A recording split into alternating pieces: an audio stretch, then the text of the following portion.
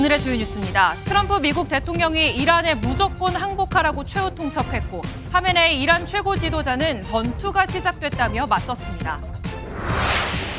G7 정상회의에 참석한 이재명 대통령이 이시바 시게루 일본 총리와 정상회담을 갖고 양국의 관계 발전 방안을 논의했습니다. 정부와 여당이 전 국민에게 민생 지원금을 지급하되 취약계층은 추가로 지원하는 방식에 합의했습니다. 내란 특검이 군사 재판이 진행 중인 사건은 넘겨받지 않기로 한 것으로 파악됐습니다. 단독 보도합니다. 시청자 여러분 안녕하십니까? 트럼프 미국 대통령이 이란의 최후 통첩을 날렸습니다. 특히 이란의 최고 지도자가 어디에 숨어 있는지 정확히 알고 있다며 제거 가능성을 경고했습니다. 무조건 항복을 촉구한 겁니다. 이란의 지하 핵시설을 타격할 수 있는 벙커버스터도 사용할 가능성이 커졌습니다. 미국의 전쟁 개입 임박. 먼저 이상엽 기자가 보도합니다. 미국의 항공모함 니미츠호입니다. 전투기 100여 대를 탑재한 항모로 베트남에 입항하려던 계획을 취소하고 중동으로 향하고 있습니다.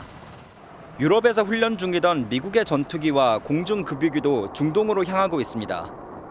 트럼프 미국 대통령에게 이란을 압박할 수단을 제공하기 위한 재배치였지만 압박이 아닌 직접 개입으로 번질 가능성이 높아지고 있습니다.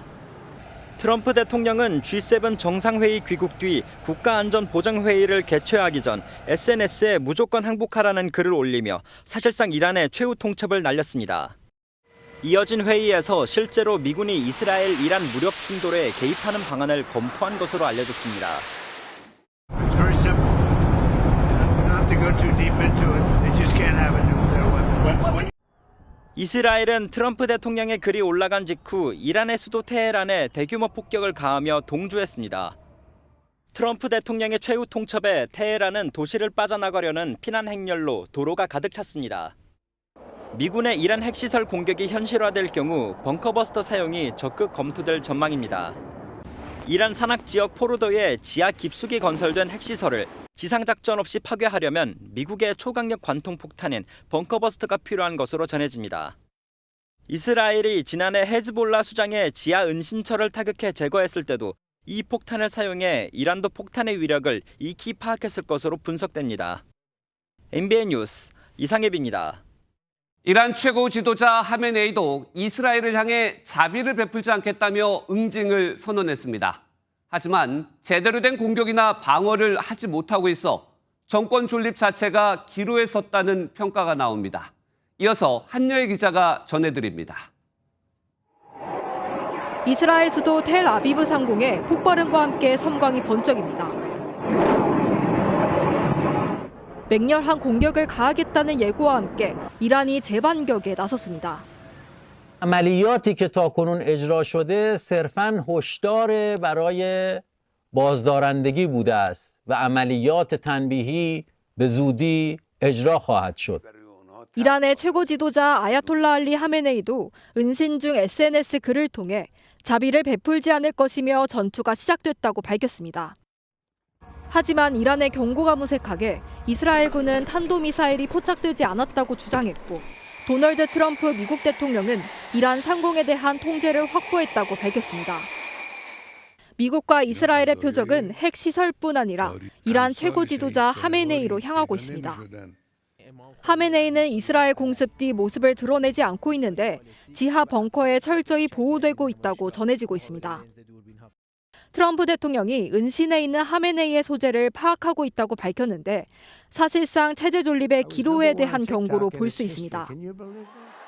하메네이는 신의 대리인이라 불리는 이란 최고 지도자로 선출돼 36년간 이란을 통치하며 신정체제의 절대 권한을 행사하고 있습니다. 미 언론은 앞으로 48시간이 외교적 해결이나 미국의 군사 행동 결정을 가를 군수령이 될 것으로 보고 있다고 보도했습니다. MBN 뉴스 한여입니다. 이란과 이스라엘의 전쟁이 임박하면서 중동 지역은 그야말로 초긴장 상태입니다. 각국들은 이 지역 교민들의 주변 국가 철수를 권고한 상황입니다. 이스라엘 현지 연결해 좀 더 알아보겠습니다. 현지에서 한국어 매체를 운영하고 있는 명형주 대표 연결돼 있습니다. 명 대표님, 지금 계신 곳이 예루살렘인가요? 네, 안녕하세요. 저는 예루살렘에서 있습니다. 네.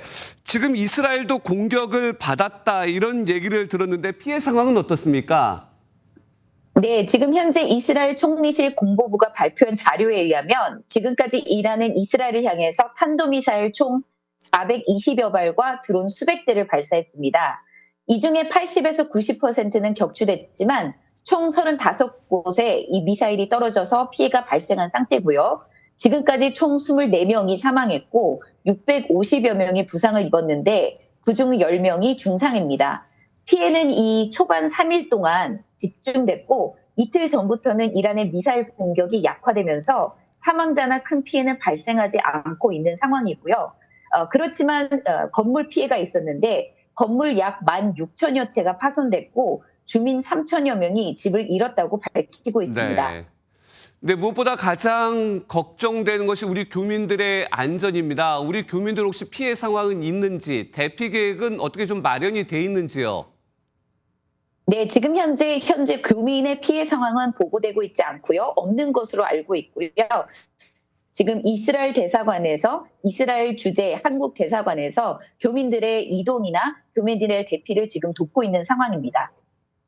네. 지금 이스라엘 정부도 대이란 강공을 펼칠 예정인데 현지 언론과 국민들의 반응은 어떻습니까? 네, 전쟁 시작 직후에 히브리 대학교에서 실시한 설문조사에 따르면 응답자의 83%가 이란에 대한 이번 군 작전을 지지하는 것으로 나타났습니다. 그중 46%는 미국 지원 없이도 이란 핵시설을 공격해야 된다는 답변이 있었는데요. 이스라엘 시민 대부분 이란의 핵 위협을 생존적 위협이라고 받아들이고 있기 때문입니다. 네, 지금 전쟁이 장기화될 가능성도 있는데 현지에서 우리 교민들 혹시 대피 계획이나 대표님도 좀 다른 나라로 이동할 가능성도 있나요? 지금 현재 이스라엘 군에서 발표하기로는 총 이 군 작전이 2주 정도를 소요될 것으로 예상을 하고 있는데요. 지금 아까도 말씀드렸듯이 첫 3일 동안 이란의 공격이 집중되면서 피해가 많았고 그 이후부터 거의 매일 밤 공습은 있지만 점점 약화되는 상황이긴 합니다. 그래서 저 같은 경우는 지금 상황을 더 예의주시하고 남아있기로 결정을 했고요. 대피를 하기로 원하는 이스라엘 교민 같은 경우, 한국 교민들 같은 경우는 지금 이 대사관의 도움을 받아서 이웃 나라로 움직이는 것을 지금 진행하려고 하는 상황입니다. 네, 대표님이 여기까지 듣기로 하고요. 안전에 좀 많이 조심해 주시기 바랍니다. 현지에서 한국어 매체를 운영하고 있는 명영주 대표였습니다. 감사합니다. 감사합니다. 외교 뉴스로 이어갑니다. 주요 7개국 G7 정상회의 참석을 계기로 한일 정상회담이 열렸습니다. 이재명 대통령 취임 14일 만으로 역대 정부와 비교해도 매우 빠른 시기에 성사된 건데요. 이 대통령은 차이를 넘어 협력하자며 실용 외교 노선을 분명히 했습니다. 먼저 송주영 기자입니다. 이재명 대통령이 취임 14일 만에 이시바 일본 총리와 정상회담을 했습니다. 취임 닷새 만에 전화통화한 이후 두 번째 소통입니다. 총리님 저번에 전화통화로 한번 소통했는데 이렇게 얼굴을 직접 뵙게 되니까 너무 반갑습니다. こうしてお目にかかるのは初めてでありますが、日本のテレビでは毎日出ておられるので、なんかあんまり初めてみたいな気がしませんが、実は初めてです。 회담은 30분간 화기애애하게 진행됐고 양국 정상은 한일 협력 필요성을 강조하며 그 기반을 조성하자는 공감대를 형성했습니다. 마치 앞마당을 같이 쓰는 이웃집처럼 우리는 뗄래야 뗄 수 없는 관계였습니다. 그런 차이들을 넘어서서 한국과 일본이 여러 면에서 서로 협력하고 서로에게 도움되는 관계로 더 발전해 나가기를 기대합니다. 日韓の連携協力が地域のために世界のために非常に大きな力となりますことを心より期待いたしております。 특히 북한 문제를 포함한 지정학적 위기 대응 차원에서 한미일 공조를 강화하자고 뜻을 모았습니다. 한일 정상이 소통 외교 복원 의지를 재확인한 만큼 당국 간 논의도 본격화할 전망입니다. 캐나다 캘거리에서 MBN 뉴스 송주영입니다. 이렇게 이재명 대통령은 이틀간의 G7 일정 외교 무대 데뷔전을 마무리했습니다. 오늘 하루에만 7개국 정상과 양자회동을 했는데요. 캐나다 현지에 나가 있는 선한빛 기자 연결해 자세한 얘기 들어보겠습니다. 선 기자, 오늘은 어느 나라와 이 정상과 회동을 했고 또 분위기는 어땠습니까? 네, 이재명 대통령이 현지에서 1박 2일 동안 9차례 정상회담을 하면서 숨가쁜 일정을 소화했습니다. 오늘은 브라질 대통령을 시작으로 유엔 사무총장 멕시코, 인도, 영국, 유럽연합, 일본에 이어서 캐나다 총리까지 회담을 계속 이어갔습니다. 이재명 대통령은 첫 외교 무대였음에도 불구하고 정상들과의 만남에서 어색함 없이 자연스럽게 대화를 주고받는 모습을 보였습니다. 각 정상들과 대부분 20-30분가량 정도 대화를 나눴는데요. 이 대통령은 룰라 브라질 대통령을 만나 소년공 시절 공장에서 팔을 다친 일화를 소개하자 룰라 대통령은 몇 살 때 일이냐고 물으면서 관심을 보였다고 대통령실은 설명했습니다. 또 마크롱 프랑스 대통령과는 양자회담은 없었지만 오찬 때 바로 옆자리에 앉아서 인사를 나누고 또 가벼운 대화를 나눈 것으로 알려졌습니다. 대통령실 관계자는 가벼운 분위기에서 대화하는 상황이 자주 만들어졌다며 앞으로 정상 외교를 잘 추진할 수 있겠다는 생각이 들었다고 말했습니다. 예, 이재명 대통령이 G7 확대 세션에서 발언도 했는데요. 이 대통령이 강조한 핵심 메시지도 전해주시죠. 네, G7 회원국과 초청국들은 확대 세션 시간에 2차례씩 발언을 했습니다.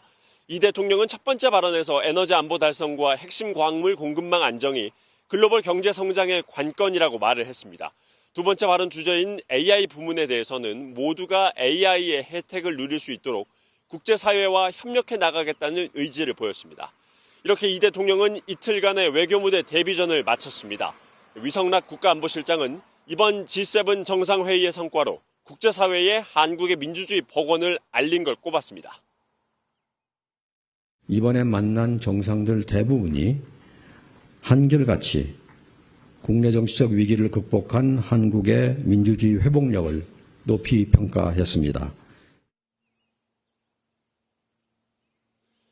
대통령실은 성공적인 외교 무대 데뷔였다면서 각국 정상들과 견고한 파트너십을 확인하는 자리였다고 자평했습니다. 지금까지 칼거리에서 MBN 뉴스 선한빛입니다. 이번 순방에선 김혜경 여사의 외교 데뷔도 주목받았습니다. 첫 공식 석상에 한복 차림으로 나타나 눈길을 끌기도 했고 대선 이후 처음으로 캐나다 동포를 만나는 단독 일정도 소화했습니다. 김 여사의 영부인 외교는 어땠는지 표선우 기자가 전하겠습니다. 첫 단독 일정으로 한인회관을 찾은 김혜경 여사. 동포들의 큰 환호 소리에 김 여사가 90도로 허리 숙여 인사하고 한 명씩 손을 잡아줍니다. 김 여사는 낭랑한 아나운서와 듬직한 회장님들이 계시니 대통령이 오셔야 할 자리인데 제가 괜히 온 것 같다며 운을 뗐습니다. 이어 해외 동포들이 멀리 떨어져 계셔도 조국을 생각하는 마음이 훨씬 간절한 것 같다며 12.3 비상계엄 사태를 위로하는 메시지도 내놨습니다. 조국의 걱정 때문에 한동안 더 많이 힘드셨을 텐데 오늘 그런 허심탄회한 얘기를 하고 새로운 대통령께 나라를 위해 허심탄회하게 얘기하는 시간이 되었으면 좋겠습니다. 김 여사는 또 캐나다 국립장애인 문화예술센터를 방문해 현지 장애예술가를 격려했습니다. 이번 G7에서 이 대통령과 함께 외교 무대에 첫 발을 내디딘 김 여사는 활발히 모습을 드러내기보다 조용하고 절제된 행보를 이어갔다는 분석이 나옵니다. 김 여사의 패션도 눈길을 끌었는데 첫 순방에서 강렬하고 화려한 의상을 소화했던 김건희 여사와 달리 김 여사는 수수한 옷차림을 보였습니다. 대통령실 고위 관계자는 특히 김 여사가 리셉션에서 선보인 녹색 저고리 차림의 한복을 언급하며 의상 때문인지 참석자들로부터 사진 요구가 많았다고 전했습니다. MBN 뉴스 표선우입니다. 김민석 국무총리 후보자가 각종 의혹에 직접 조목조목 반박하고 나섰습니다.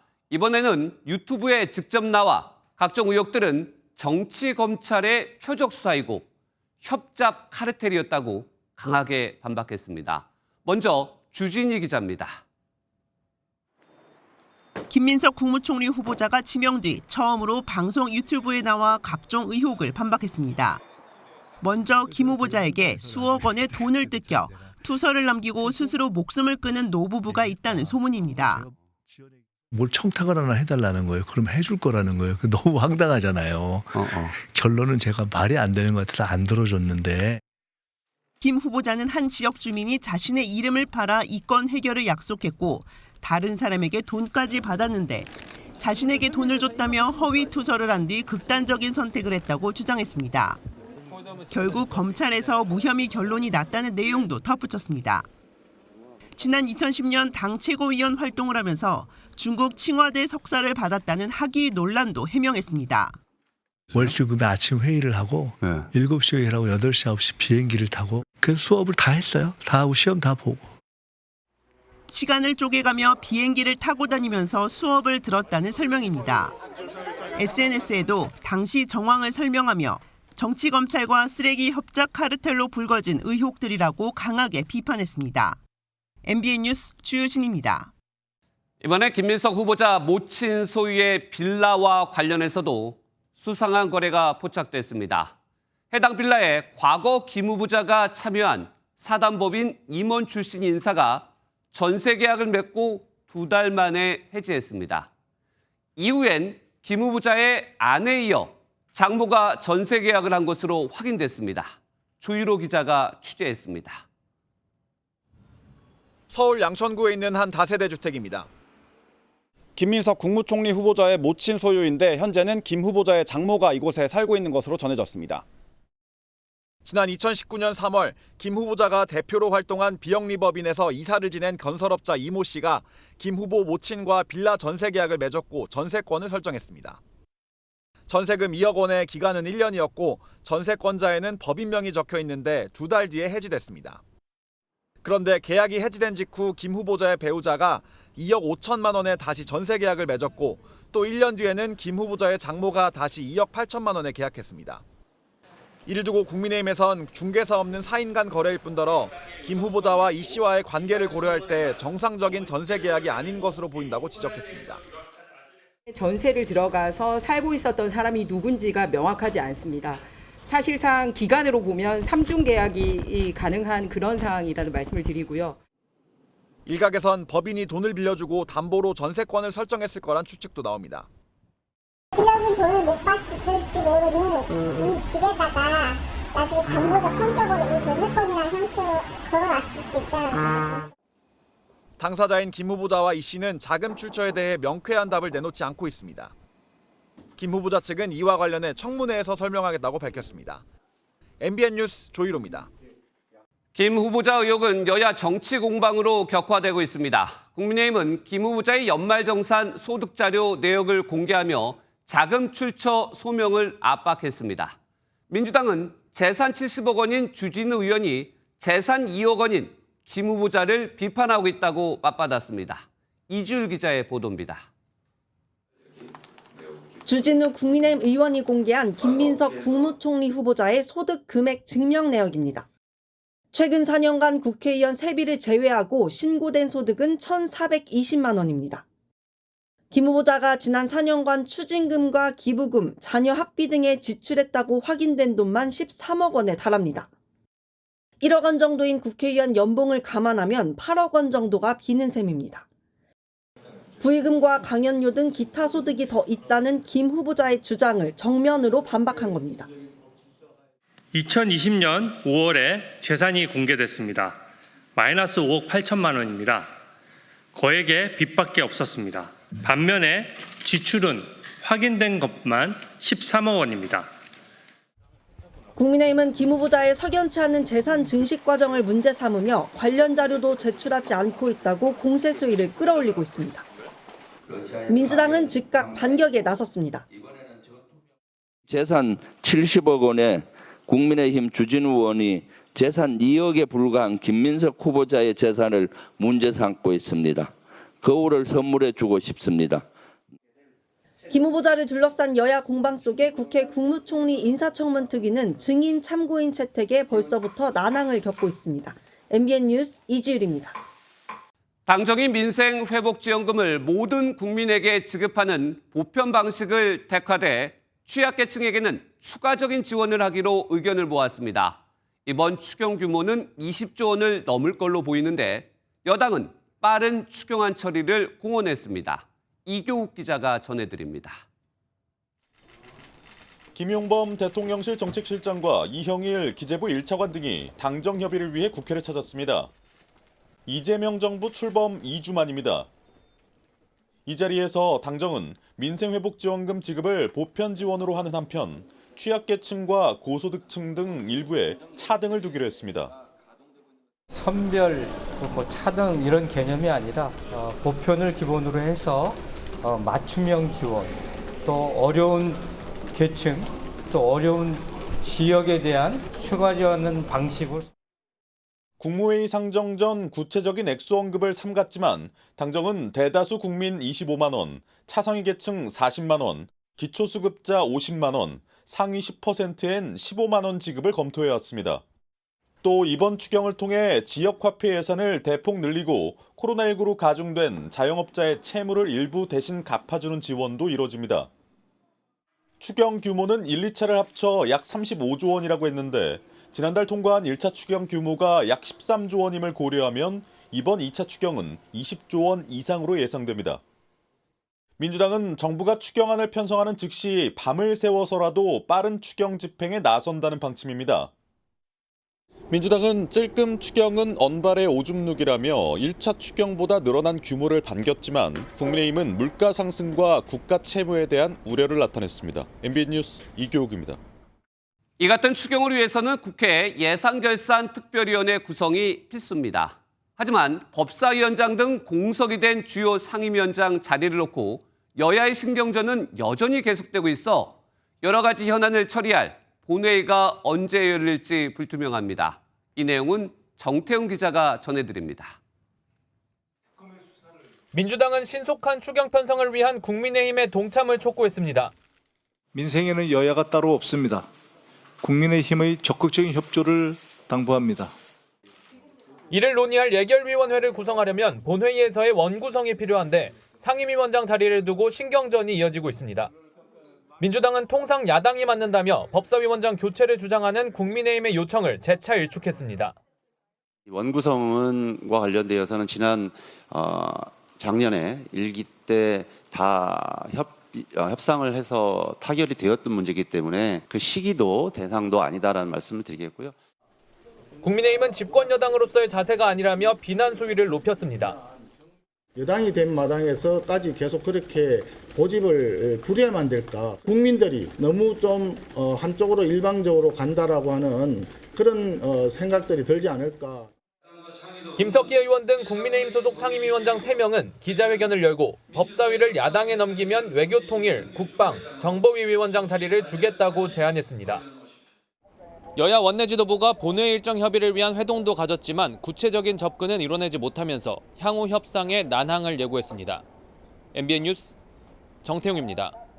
네, 정치톡톡 국회팀 이병주 기자와 이어가겠습니다. 이 기자, 김민석 총리 후보자 인사청문회 거의 여야가 충돌하고 있어요. 맞습니다. 김 후보자 인사청문회 날짜 다음 주 이틀로 잡혔습니다. 네. 오늘 여야 의원들은 관련 증인과 참고인을 정하려고 모였는데 김 후보자 자녀의 학비 문제 등을 소명하기 위해 전철을 부르자는 야당 요구가 이어지자 결국 충돌했습니다. 네. 전 배우자를 부르는 부분 저는 굉장히 좀 부적절하다고 봅니다. 전 배우자라고 한다면은 여러분들 다 아시다시피 이제는 남입니다. 성범한 것이 확인되면 전 배우자에 대해서는 증인으로 채택했다가도 철회할 수 있는 문제입니다. 네, 결국 인사청문위원장은 어떤 증인을 부를지 여야 간사 비공개로 협의하라면서 회의를 멈추기도 했습니다. 네, 그런데 김 후보자 관련 의혹이 국민의힘 주진우 의원으로까지 번지는 모습이에요. 맞습니다. 야당 인사청문위원인 주진우 의원이 연일 김 후보자 의혹 제기에 전면에 나서고 있는데요. 민주당은 주 의원을 향한 역공으로 맞불을 놨습니다. 앞서 기사에서 잠깐 언급이 된 건데 국회의원 재산 공개 내역에 따르면 주 의원의 재산은 70억 원이 넘죠. 네. 특히 7억 원이 넘는 장남의 예금을 파고들었습니다. 민주당 의원들은 검사 출신의 주 의원 재산 증식이야말로 의혹 덩어리라고 주장했습니다. 검사 생활을 해왔고 아버지 또한 공안부장까지 역임한 검사 출신이라는데 이런 재산 도대체 어떻게 형성이 된 겁니까? 좀 과열되는 양상인데 주 의원은 뭐라고 합니까? 주 의원은 양가의 증여와 상속 또 변호사 수익 등으로 관련 세금을 모두 냈고 문제될 것이 전혀 없다 이렇게 해명했습니다. 그러면서 근거 없는 의혹 제기에 적극 대응할 뜻을 밝혔는데요. 실제 한준호 최고위원 등 민주당 의원 3명을 형사 고발하겠다고 강조했습니다. 한준호 의원도 자신의 말 어느 부분이 허위인지 밝히지 못하면 무고로 맞서겠다면서 물러서지 않았습니다. 네, 다음 내용은 좀 키워드로 볼까요? 성관위의 유감 표명, 어떤 내용입니까? 네, 지난달 30일이었습니다. 21대 대선 사전투표 이틀째 날이었는데요. 네. 용인에 있는 한 투표소에서 관외 투표를 한 유권자가 투표하기 전에 받은 회송봉투 안에서 특정 후보자에 기표되어 있는 투표 용지가 담긴 사실을 알리며 논란이 됐었습니다. 그렇죠, 예. 많은 분들 기억하실 텐데 이때 당시 선관위는 혼란을 부추길 목적으로 일으킨 자작극이 의심된다면서 경찰에 수사 의뢰한 사실을 대대적으로 알리기도 했습니다. 네, 그때 선관위가 자작극이라는 표현까지 했었는데 그러면은 유감을 표명했다는 얘기는 진실이 좀 달라졌나요? 맞습니다. 오늘 경찰의 중간 수사 결과가 나왔는데요. 선관위의 의심과는 매우 달랐습니다. 예. 사전 투표를 위해 투표지 하나와 봉투 하나를 받아야 하죠. 그런데 네. 논란이 된 유권자에 앞서서 투표한 사람에게 선거사무원이 실수로 투표지 한 장과 회송봉투 2장을 건넨 겁니다. 네. 한 봉투는 유권자 주소 등이 담긴 스티커가 붙은 정상 봉투고 다른 봉투는 빈 봉투였는데 여기서 또 우연의 실수가 겹칩니다. 이거를 저희 제작진이 만든 봉투인데요. 이 유권자가 투표한 용지를 정상적인 회송 봉투에 넣지 않고 다른 봉투에 넣어서 반납을 한 겁니다. 결과적으로 투표하면은 투표지가 빠진 정상적인 회송용 봉투가 들어가고 선거사무원에게는 투표용지가 담긴 새 봉투가 돌아간 거죠. 그리고 이 봉투가 다음 유권자에게 제공되면서 부정투표 논란이 불거졌다는 게 경찰이 오늘 중간 수사에서 밝힌 전모입니다. 결국 실수에 실수가 우연적으로 겹쳤다는 건데 부정선거론자로까지 의심받았던 유권자 매우 억울할 것 같아요. 예, 그럴 것 같습니다. 선관위는 일단 유감이라는 입장만 밝혔는데요. 법조계에서는 명예훼손 등의 법적 조치도 가능하다는 해석까지 나오는 상황에서 선관위는 현재 상황에서는 더 밝힐 입장이 없다 이렇게 설명을 했습니다. 네, 여기까지 듣겠습니다. 이병주 기자였습니다. 특검 소식으로 뉴스 이어갑니다. 특검 출범에 앞서 수사기관의 막바지 수사가 한창인데요.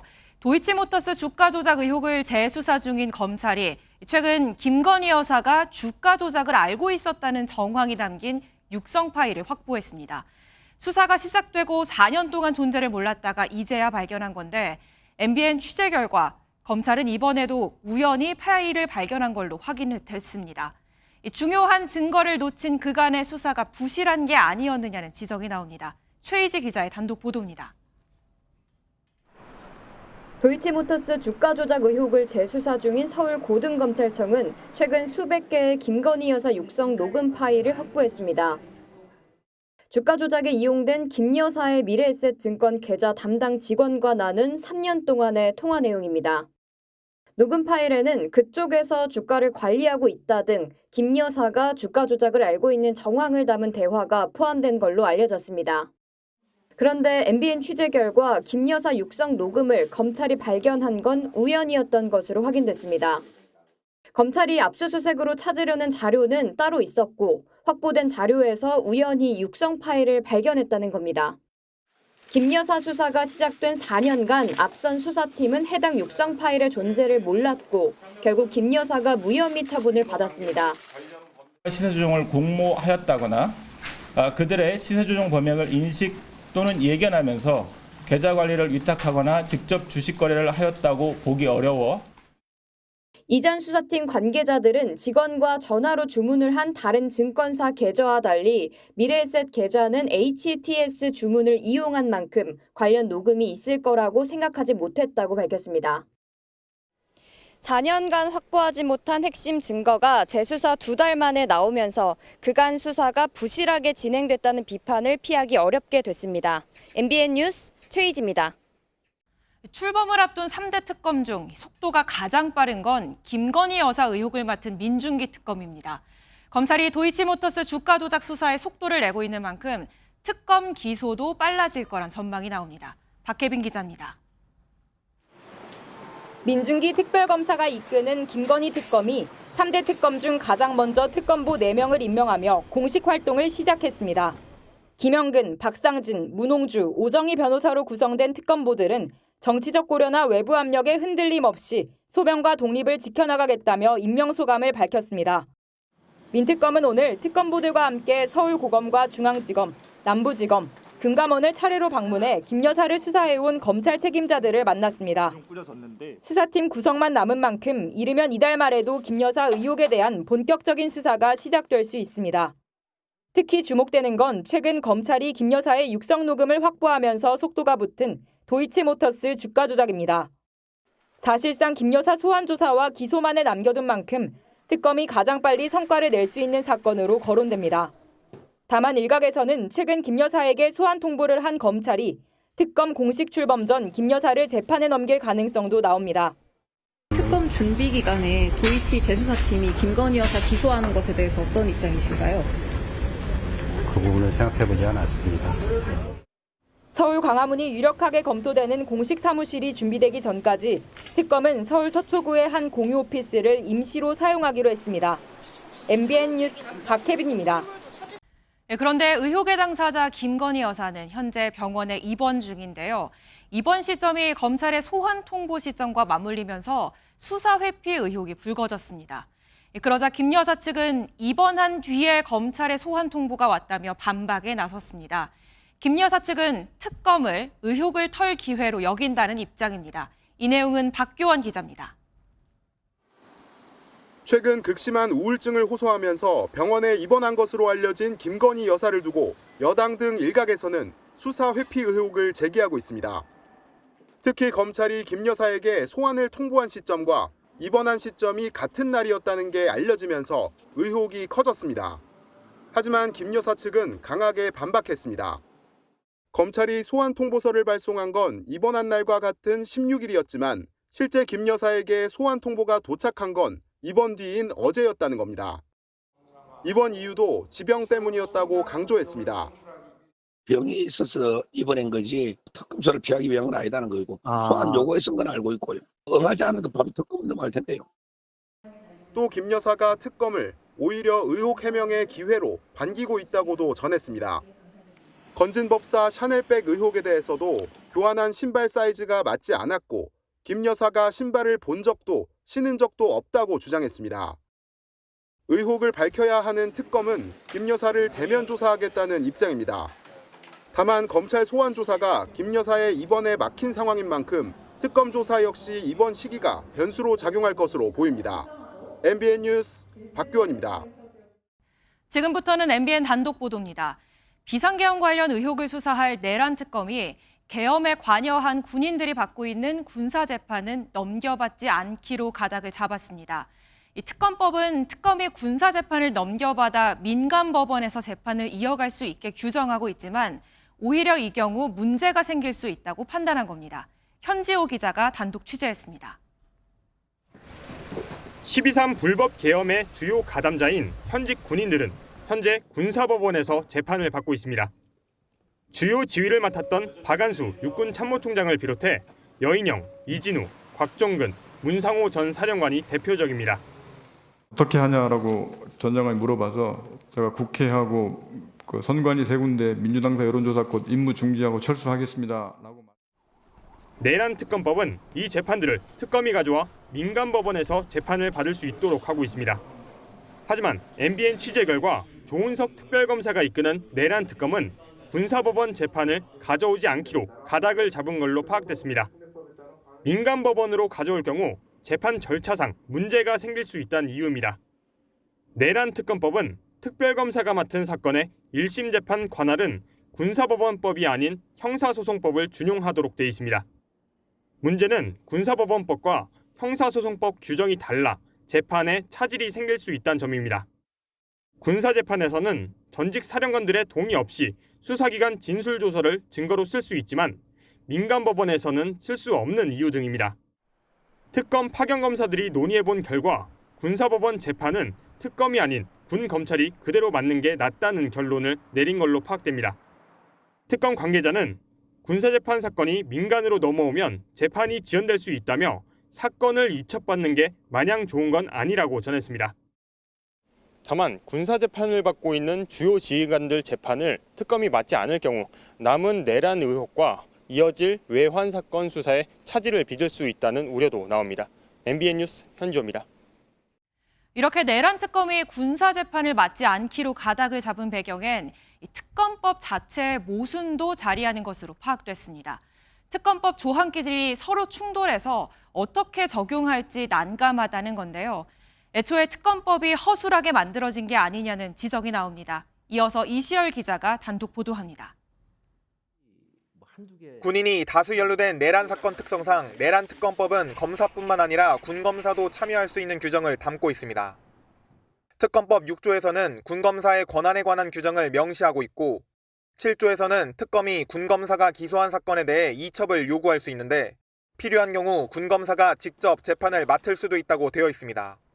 이 조항들만 보면 만약 사건이 군사법원에서 민간법원으로 이첩되더라도 군검사가 직접 재판을 맡을 수 있어 보입니다. 하지만 MBN 취재 결과 내란 특검은 재판 관할을 규정하는 다른 조항이 앞선 조항들과 충돌하는 문제가 있다고 판단한 걸로 파악됐습니다.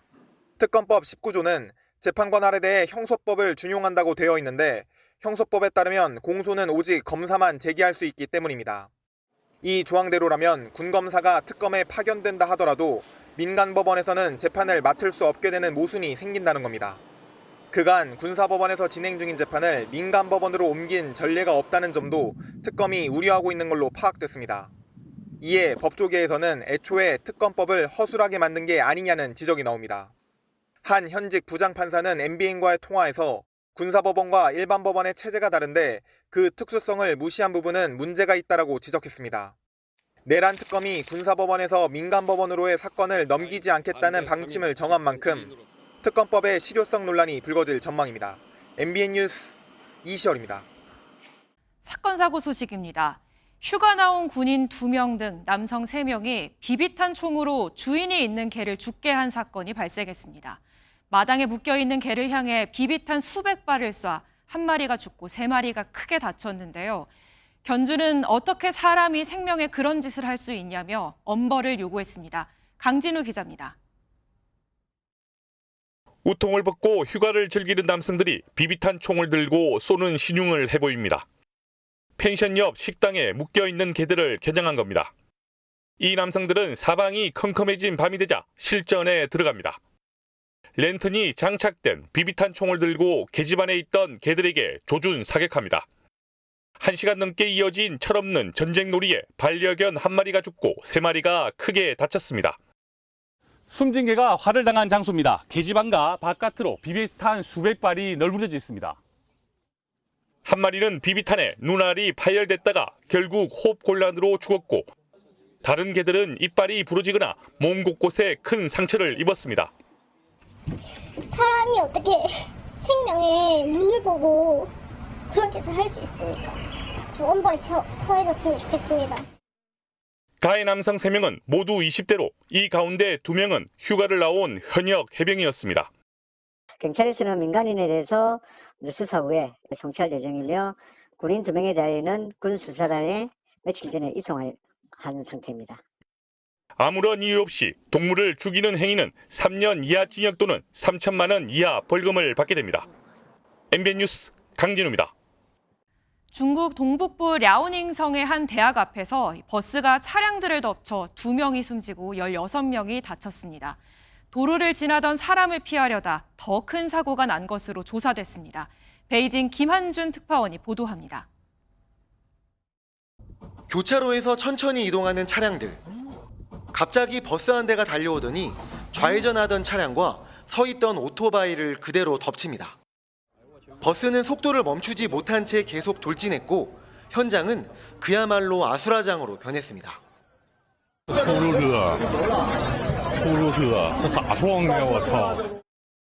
어제 저녁 중국 랴오닝성 선양시의 한 대학교 앞 도로에서 버스가 차량과 오토바이를 들이받았습니다. 이 사고로 2명이 숨지고 16명이 다쳤습니다. 버스 운전자가 운행하던 중 갑자기 나타난 행인을 피하려다 사고를 일으킨 것으로 조사됐습니다.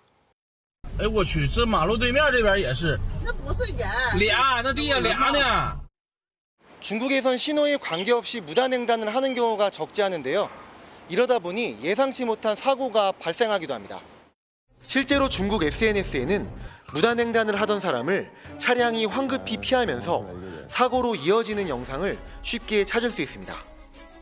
중국인들의 주요 교통수단인 자전거와 오토바이도 골칫거리입니다. 신호를 위반한 채 자유롭게 운행하다 결국 차량의 사고를 초래하는 일이 적지 않습니다.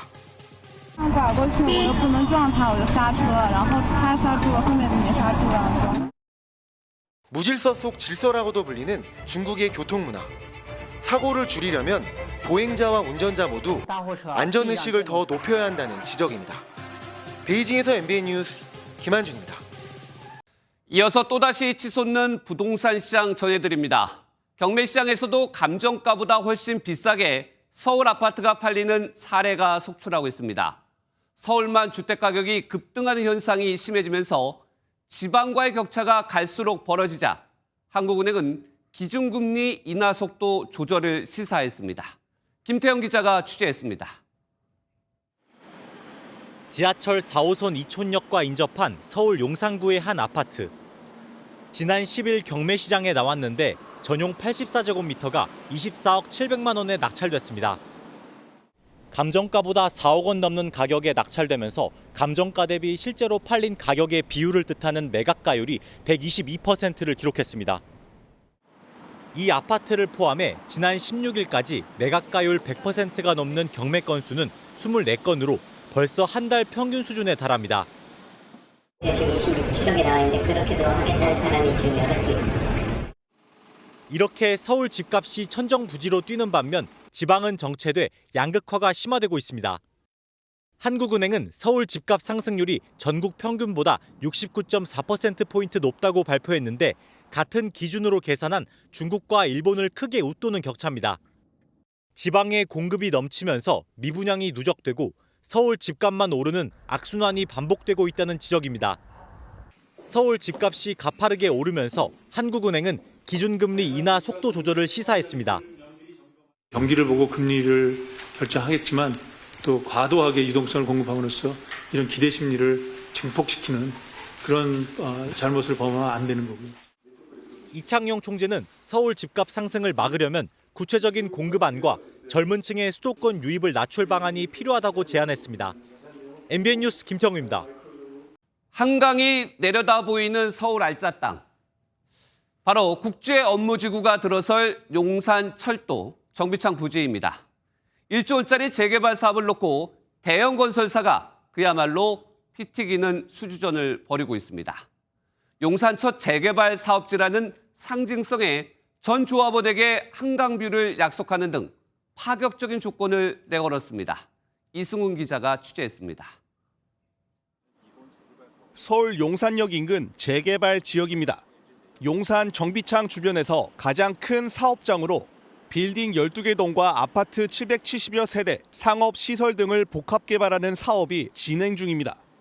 이번에 시공사 선정에 나서는데 용산 국제업무지구와 맞닿아 있고 지하철과도 가까워 주요 건설사들이 눈독을 들이고 있습니다. 먼저 수주전에 뛰어든 업체는 포스코 ENC. 조합원 모든 세대에 한강뷰를 주겠다고 약속하고 펜트하우스를 대폭 늘리는 등 럭셔리 단지를 만들겠다며 대대적으로 홍보했습니다.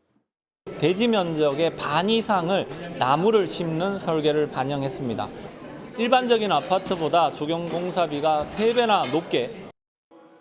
본사가 용산인 HDC 현대산업개발도 가만히 있지는 않았습니다. 전 세대 한강뷰에 침실과 거실 전면에 2.5m 파노라마 창 설치를 약속했고 330m 국내 최대 스카이라인 커뮤니티도 제안했습니다. 용산 일대를 HDC 타운으로 만들겠다는 야심도 밝혔습니다. 용산 지역 지하개발권을 갖고 있습니다. 국제업무지구와 한강으로 연결될 수 있는.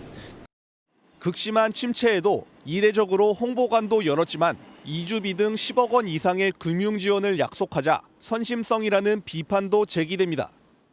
지금부터 새롭게 나오는 건들은 이룰 수 없는 거다. 이룰 수 있는 거라면 이미 다 맞겠다, 지난번에. 무려 사업비 1조 원에 달하는 이번 재개발 사업은 오는 22일 그 시공사가 선정될 예정입니다. MBN 뉴스 이승훈입니다. 지구온난화로 기온만 올라가는 게 아닙니다. 우리가 마시는 공기, 이 대기 중에 오존 농도도 짙어지고 있는데 건강을 위협할 수 있다는 우려가 나옵니다. 강세현 기자입니다. 맑은 날씨 속 시민들이 광장을 거닐며 산책을 합니다. 미세먼지가 적어 멀리 떨어져 있는 산까지 선명하게 보입니다. 서울의 미세먼지 농도는 보통 수준입니다. 맘 놓고 야외 활동을 해도 될 것 같지만 안심해선 안 됩니다. 현재 오존주의보가 발령될 정도로 오존 농도가 나쁘기 때문입니다. 차나 공장 등에서는 질소 산화물과 휘발성 유기 화합물이 배출됩니다. 이 물질이 태양광선을 만나 광화학 반응을 일으켜 오존이 됩니다. 햇살이 강하고 기온이 높을 때 생기기 때문에 보통 여름에 농도가 짙습니다. 그런데 최근 봄과 가을에도 기온이 오르며 오존이 많이 발생하고 있습니다. 기온이 증가하면 오존의 생성 속도가 빨라지기 때문에 오존 농도가 이제 증가하게 되는 것이죠. 오존의 초과일수가 이제 발생하는 일들이 주로 이제 여름철에 집중이 돼 있는데 봄철이나 가을철로 이렇게 확대된다는. 서울시의 오존주의보 발령도 증가 추세로 특히 더운 날이 잦았던 지난해엔 115번이나 발령됐습니다. 지난해 발령된 초미세먼지 주의보의 40배에 달하는 수치입니다. 마스크로도 걸을 수 없는 오존은 호흡기나 심혈관 질환을 유발할 수 있습니다. 폐가 성장이 되지 않은 어린이들이 가장 취약계층이며 65세 이상의 고령층이나 임산부, 폐질환이 있는 기저질환 환자들이 고위험군이 되겠습니다. 사망에 영향을 미치는 사례도 증가세인데 10년간 오존 단기 노출에 따른 초과 사망자 수는 2만 1천여 명으로 추산됩니다. 오존의 원인 물질을 줄이지 않으면 미래의 공기는 더 치명적으로 변할 것이란 전망이 나옵니다.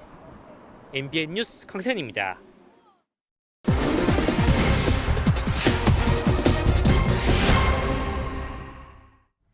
집에 들어서거나 차문을 열었을 때 은은한 향이 나면 기분까지 좋아지죠. 이런 이유로 디퓨저 쓰는 분들 많은데요. 하지만 매일 맡아도 건강엔 괜찮을지 걱정되셨다면 이번 뉴스 주목하셔야겠습니다. 디퓨저 향 정말 몸에 해로운지 한범수 기자가 사실 확인해봤습니다. 실내 공간에 놓는 디퓨저입니다. 좋은 향기를 퍼뜨려 탈취 효과가 있는 데다 설치도 간단해 선호하는 사람이 많습니다. 빨래가 덜 마른 냄새나 악취나 냄새가 나는 부분에 있어서 되게 유용하게 사용이 되는 것 같아요. 요새 종류가 많이 다양하게 나와서 취향에 맞게. 하지만 강한 자극 때문에 건강에는 좋지 않을 것 같다는 생각도 있습니다. 전문가들은 밀폐된 곳에서 장시간 사용하면 건강에 악영향을 미칠 수 있다고 우려합니다. 천연이 아닌 화학 디퓨저에는 공통적으로 알코올이 들어가 있습니다. 향을 퍼뜨리고 오래 유지하도록 해주지만 이 성분 때문에 신경계와 심혈관계가 교란될 수 있습니다. 또 기관지를 자극하고 심하면 폐 염증까지 일으킵니다. 알레르기 환자나 천식 환자의 경우에는 알레르기 원인 물질이 되는 성분이 들어가 있을 수 있기 때문에 디퓨저를 사용할 때 유의할 필요가 있겠고. 해외 연구 내용도 비슷합니다. 대만에서 20, 30대 여성 100명을 대상으로 실험한 결과 1시간 이내에선 혈압과 심박수가 완화됐지만 1시간을 넘기니 오히려 혈압과 심박수가 증가했고 자율신경까지 활성화됐습니다. 그렇게 디퓨저를 쓸 때는 한두 시간에 한 번씩 환기할 필요가 있습니다. 거실이나 부엌처럼 길게 자주 머무는 공간보다 신발장이나 옷장, 화장실 등에 두는 게 더 효과적입니다. 여름에는 더위로 인해 증발이 빨라지기에 소량의 디퓨저를 두는 게 낫습니다. 많은 양을 놓으면 공기 중 디퓨저 농도가 지나치게 짙어질 수 있습니다. 결론입니다. 디퓨저가 건강에 좋지 않다는 인식은 부분적으로 사실이므로 건강한 활용법을 익히는 게 중요합니다. MBN 뉴스 한범수입니다. 요즘 대형 매장에 가면 제품마다 작은 전자가격표 붙어 있는 걸 자주 보게 됩니다. 전자종이라 불리는 이 장치는 화면을 바꿔서 재활용이 가능하고요. 그러면서 전기를 거의 쓰지 않아 친환경 기술로 주목받고 있는데요. 어떻게 활용되는지 민지숙 기자가 취재했습니다. 화장품과 생활용품을 판매하는 한 대형 매장입니다. 상품마다 가격표가 붙어 있는데 자세히 보니 종이가 아닌 전자종입니다. 여태까지 계속 종인 줄 알고 있었고 세일하는 기간에는 꼈다가 또 바꾸려면 새로 만들고 해야 되는데 그런 거 없이 계속 사용할 수 있는 거니까 환경적으로 괜찮은 것 같아요. 유럽에선 공공장소의 안내판도 전자종이로 교체하고 있는데 전력 소모가 없다는 게 최대 장점입니다.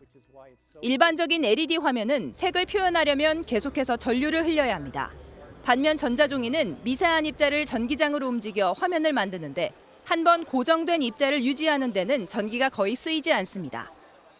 전기장의 영향을 받은 물질이 한번 위치로 올라가게 되면 그 위치가 고정되고 전력 소모가 없더라도 그 위치가 고정되어서 색상이 표현되는 것입니다. 화면이 유지될 때 0.00W고 이렇게 전용 앱을 사용하면 사용자가 원하는 시간에 원하는 화면이 노출되도록 예약할 수도 있습니다. 최근에는 단색에서 벗어나 LED 화면만큼 다양한 색상을 고화질로 표현할 수 있는 기술이 등장하면서 메뉴판이나 입간판으로 활용도가 높아졌습니다.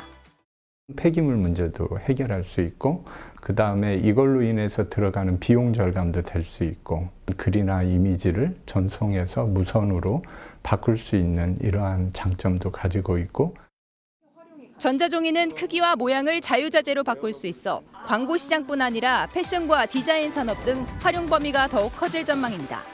MBN 뉴스 민지숙입니다. 일주일 뒤 오는 6월 25일이면 한국 전쟁이 발발한 지 75주년이 됩니다. 전쟁 당시 아시아에서 가장 먼저 군대를 보낸 나라가 바로 필리핀인데요.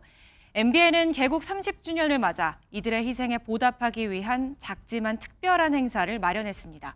필리핀 마닐라에서 김종민 기자가 소식 전해드립니다. 필리핀의 한국전쟁 참전을 기리기 위해 한국과 필리핀 정부가 함께 만든 기념관입니다. 75년 전 전쟁에 투입됐던 참전 용사들과 그 가족들이 이곳에 모였습니다. MBN이 개국 30주년을 기념해 참전 용사 후손을 위한 장학금 전달식을 마련한 겁니다. My grandfather, even though he's not here, even though he already passed away, I'm very grateful for him, and that's all. 이번 행사에서는 필리핀 현지 학생 30명에게 1인당 약 220만 원의 장학금이 전달됐습니다. 국내 금융기관과 의료기관이 후원에 나서며 뜻을 함께 했습니다. 대한민국을 위해서 희생하는 누구든지 이제 대한민국이 잊지 않는다. 그 메시지를 전달하고자 이들이 더 앞으로 성장하고 세계로 진출하는데 어떤 마중물 역할을 할 수 있는 그런 자금이 되었으면 좋겠고. I want to go to Korea. I can have more knowledge about something engineering because that's what I want in the future. 한국 전쟁 당시 필리핀은 아시아에서 가장 먼저 한국을 도왔고 가장 많은 인원을 한국에 보냈습니다. 아직 생존해 있는 50여 명의 참전 용사들과 그 가족을 돕기 위한 현지 한국인들의 노력도 이어지고 있습니다. 필리핀 한국전 참전 용사들을 지원하는데 많은 힘을 쏟을 예정이고요.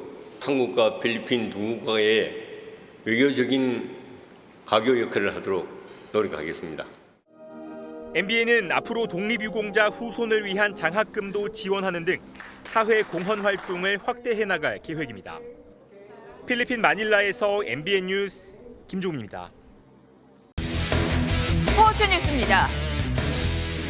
영국 공영방송 BBC가 손흥민의 거취가 한국에서 열리는 토트넘의 친선 경기 이후 결정된다고 보도했습니다. BBC는 사우디 프로리그 세 팀이 5일 머니를 앞세워 손흥민 선수 영입을 추진한다는 얘기도 들린다고 전했는데요. 대한민국의 주장이 정말 사우디로 가는 걸까요? 최영규 기자가 전합니다. BBC는 손흥민이 토트넘을 떠날 가능성이 있다며 거취는 토트넘의 아시아 투어가 끝나고 나서 결정날 것이라고 보도했습니다. 다음 달 팀에 합류하는 손흥민은 7월 31일 홍콩에서 아스널과 맞붙은 뒤 8월 3일 서울로와 뉴캐슬과 친선 경기를 치릅니다. 보통 프리시즌 투어에는 핵심 선수의 출전을 계약에 못 박는 만큼 축구계에서는 손흥민의 뉴캐슬전 출전 가능성을 크게 보고 있습니다. 만약 손흥민이 이적을 선택한다면 뉴캐슬전이 토트넘 주장으로서 사실상 마지막 경기입니다. 토트넘이 아닌 다른 행선지로는 우상인 호날두가 뛰었던 알나스르 등 사우디 팀이나 은사 무리뉴 감독이 이끄는 튀르키예 페네르바체, 친정인 독일 레버쿠젠 등이 거론됩니다. 우승 여부와 상관없이 언제나 팀에 대한 애정을 드러낸 손흥민이지만 이번에는 이별의 기운이 어느 때보다 짙은 상황입니다. 저도 상당히 궁금하기 때문에 현재 위치에서 어떤 일이 벌어질지를 좀 더 지켜보는 게 좋을 것 같아요. 팀에 남아 또 다른 역사를 쓸지 아니면 팀의 전설로 화려하게 떠날지 손흥민의 이번 여름 이적 시작은 더 뜨거울 전망입니다. MBN 뉴스 최영규입니다. 본격적인 장마를 앞두고 내일은 더위의 힘이 더 강해지겠습니다. 서울의 낮 기온 32도, 청주와 경주는 34도까지 올라 8월에 해당하는 한여름 날씨를 보이겠습니다.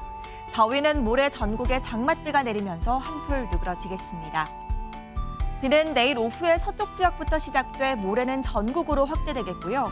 특히 모레 오후부터는 수도권과 강원 내륙을 중심으로 시간당 30에서 50mm의 집중호우가 쏟아질 것으로 보여 주의하셔야겠습니다.